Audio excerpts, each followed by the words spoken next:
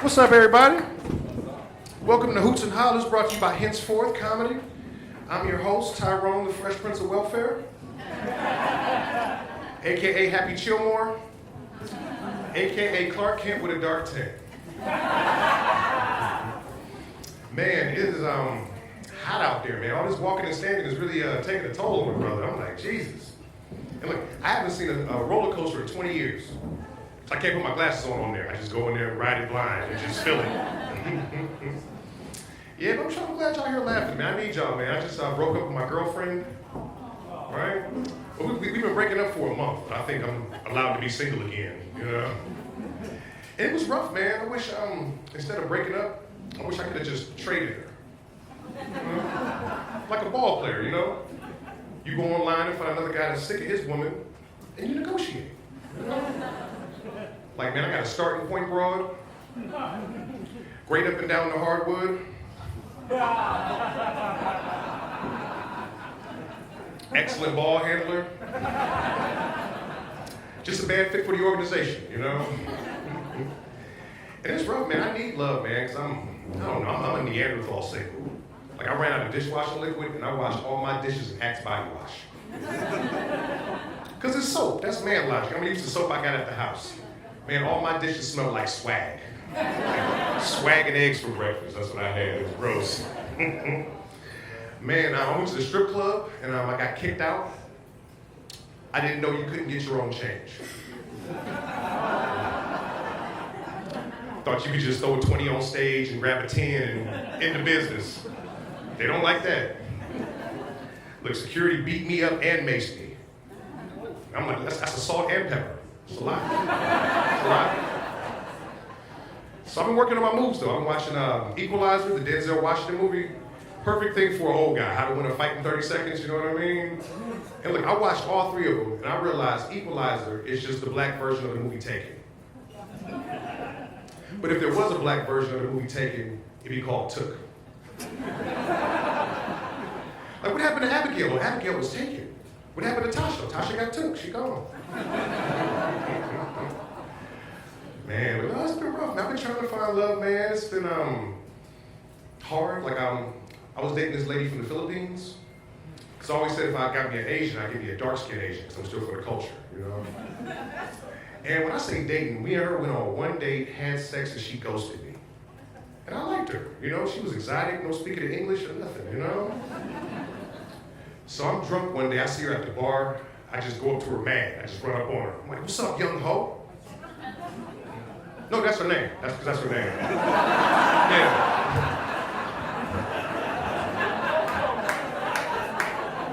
I said, what's up, young hoe?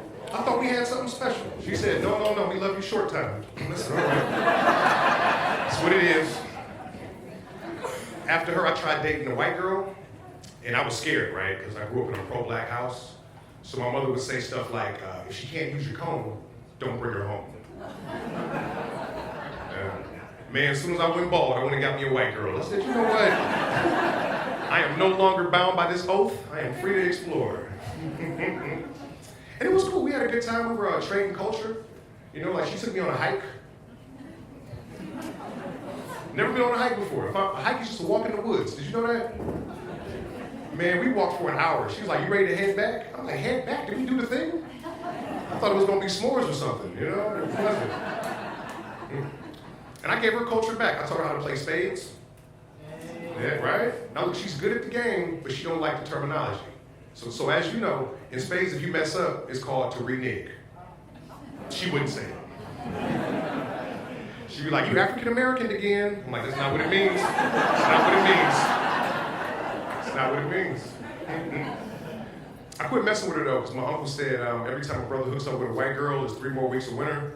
So, maybe. If she don't see her shadow, maybe. I don't know. You know, that's probably what keeps me single, man. I'm just too truthful. And in relationships, you don't need a lot of truth. You need honesty, but not truth, right? Because honesty is based in sincerity, and truth is based in fact. So what's the old saying? The wife asks the husband, baby, does this dress make me look fat? And you look at her, and you say, no. Honestly, it doesn't. But truthfully, you fat naked. I don't know why we keep talking about the dress. Like, I still love you. It's an unfair question. Don't set me up. You know? And look, that's no diss to my big girls, okay? I love me a good big girl, man. If you ask me, big girls got some of the sweetest stuff you ever had in your life. Because of the diabetes. And look, you laugh, you try to go down on her, you be like, oh baby, I think you need your insulin. I'm about to get a cavity. It tastes like molasses down here. We're gonna have to go to the doctor. I just try, I don't know, man. Just too truthful. I don't know what that is about me. I just want to tell my truth, you know? And like, I don't know, I'm a catch, you know? Like I'm over 6 feet tall, I look like I'm in shape, and I'm halfway to 6 figures. I make 3 figures now, but I'm on the path. I don't cheat, you know, for a couple reasons. One, my dad was a cheater, and I did not like how I looked. You know, my papa was a Rolling Stone, he didn't even have a hat. You see dad rolling down the street to the neighbor's house. And look, if my mom caught him cheating, she'd treat him like one of the kids. She cussed him out, hit him upside the head, and he couldn't leave the house for a couple days. Look, me and my dad be grounded together. He'd be like, hey, little man, you gonna watch TV? I'm like, man, you can't make that call. I'm getting out tomorrow. And the other reason I don't cheat is because I'm bad at it. I always get caught, man. And every time I get caught cheating, it sounds like I'm at a spelling bee. She'll be like, who's Brittany? I'm like, Brittany. Place of origin? I'm like, your phone. Oh, Brittany in my phone, okay. Definition? Like, the girl you've been texting. Okay, the girl I've been texting, Brittany. Can you use it in a sentence? Who the hell is Brittany? What is IDK? I don't know who that is. Yeah, but I don't know, man. Love is so rough, man. I'm sick of dating, you know? Like, you ever be dating somebody and see one of their exes and just lose faith in the relationship? Like, wait, y'all was together? What happened? Were you grieving? Did you owe him money?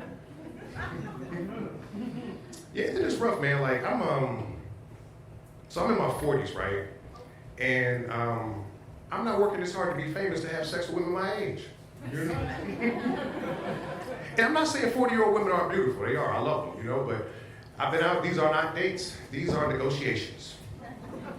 I was out with this woman, and the first thing I heard my mouth was, I'm looking for a husband. And I said, damn, I didn't even know this is the job I was applying for. You don't have anything part-time? It's a lot of pressure for a first date, you know? I can't show up and say I'm looking for head, no matter how true it is. Gotta negotiate, right? So I'm negotiating with her. I'm like, say I could be your husband. You know, what are you bringing to the table? And she looks at me and says, I am the table. Meanwhile, we get back to her place, she ain't got no furniture. It's like, I hope you are the table, I gotta eat these wings off your back. Oh man, but no, I appreciate you guys, man. Like, I try to make fun of everybody. So if there's anybody's group in here in particular I didn't get to make fun of, just raise your hand. I try to come up with something off the cuff. But it's because I don't think I can pick on anybody, right? Because I feel like my people have been oppressed since the beginning of time. And by my people, I'm talking about nerds. Yeah, and I'm a black nerd too. I could dress like no cartoon character in my neighborhood. What? See, y'all see Comic-Con and all these gatherings? Nerds look cool now. I was a nerd in the 90s. It was every man for himself. And look, there wasn't no cyberbullying back then either. Back then, a group of dudes would surround you, and they'll kick your ass and take your money. They called it bullying because we were kids, but I'm sure that was robbery and assault. If I can go back, I would press charges, I promise, man. And it was weird, like they would always talk to me the same way. They'd be like, Tyrone, you ain't no real nigga. I'm like, what does that mean? It's like, yeah, but you ain't no real nigga. Like, my name's Tyrone.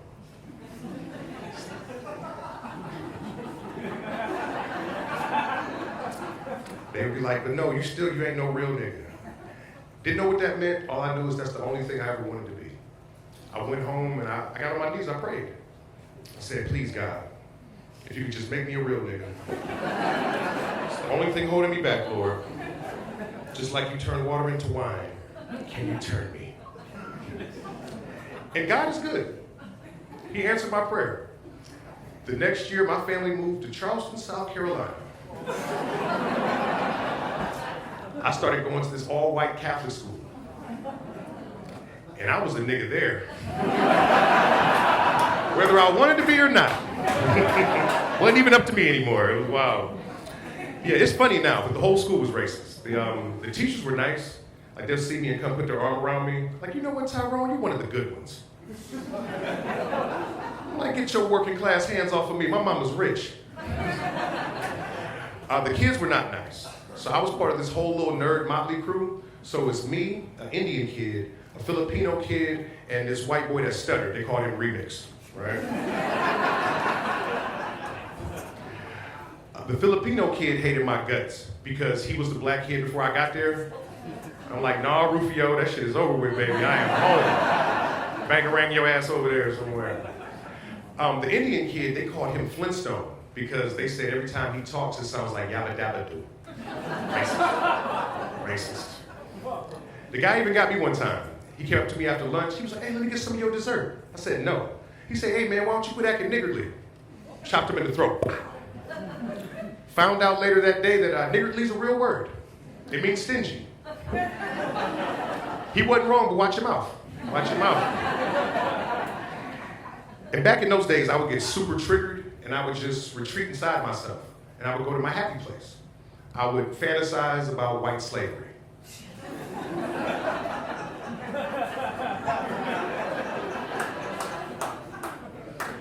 So I think about this all the time, right? You wouldn't have to whip white slaves because they'd be all sunburned. You could just smack them on the back hard, you know? Like, what's your name, white boy? Ryan. Shut up. What's your name, white boy? Ryan. Shut up. Last chance. What's your name, white boy? DeMarcushan. Sit him out in the field. Get out in the field. Have him picking Black and Mild and Newport tobacco. He's out there with the other white slaves. They're singing Anglo spirituals.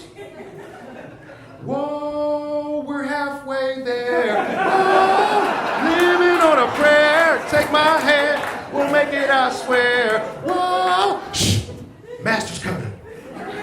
This is how we do it. This is how we do it. If you were from where I'm from, then you would know. In conclusion, I am Tyrone Gaines. Thank you, and you're welcome.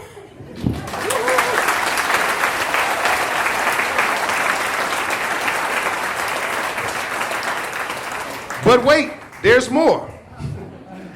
Coming to the stage is your headliner, man. He is one half of the Henceforth comedy team. Very funny guy, man. You can see him all over the country, telling jokes and inhaling smoke, talking shit and swallowing spit, shaking the trees and raking the leaves. Give it up for the very funny Dave Hording.